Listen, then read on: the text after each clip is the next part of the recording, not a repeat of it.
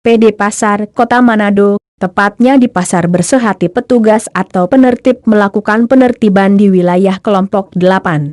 Maksud penertiban tersebut untuk menata lebih baik untuk kebaikan bersama, maka tim penertiban lakukan penertiban kepada pedagang Pasar Bersehati.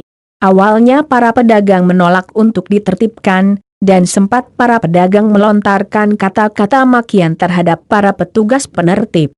Fernando Salu selaku Kaurwastip menjelaskan bahwa pedagang tersebut sudah berada di badan jalan sehingga petugas PD Pasar melakukan penertiban. Selesai penertiban dilakukan, para pedagang bernegosiasi dengan petugas PD Pasar untuk meminta kebijakan agar bisa berjualan di tempat semula, yaitu di kelompok 8. Dan Fernando Salu penuhi keinginan pedagang untuk berjualan di tempat semula, akan tetapi mengikuti aturan-aturan yang diterapkan oleh petugas PD Pasar. Setelah ada kesepakatan antara pedagang dan petugas penertib PD Pasar, saat itu juga para pedagang langsung mengatur kembali jualan mereka dan dibantu para petugas penertib PD Pasar. Dan Kaurwastip Fernando Salu memberi batas agar pedagang tertata dengan baik, dan Fernando mengatakan buat perjanjian kepada pedagang agar untuk tidak lagi berjualan di badan jalan.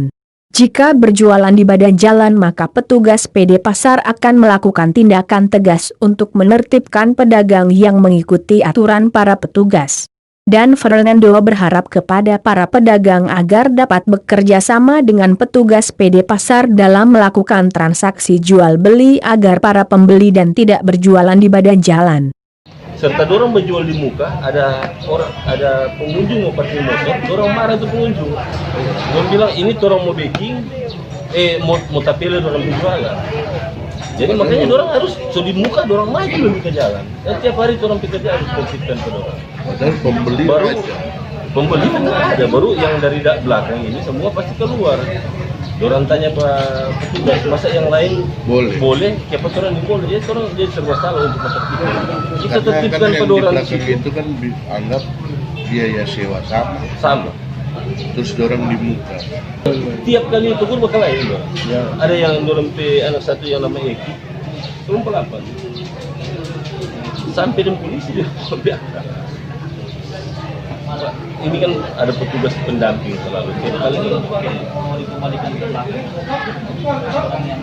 harusnya dorong kembalikan ke belakang. Tapi ini dari forum pedagang ini minta supaya tidak ada keributan. Dorong mau minta di sini. Kita bilang oke, boleh kasih masuk sini tapi dengan perjanjian.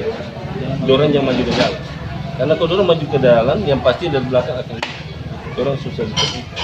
Parkiran jadi tidak ada, terus ini parkiran semua tidak ada. Orang mau parkir dompet jualan di jalan. Jadi kelompok 8 dari PD Pasar kasih tanpa gratis tuh?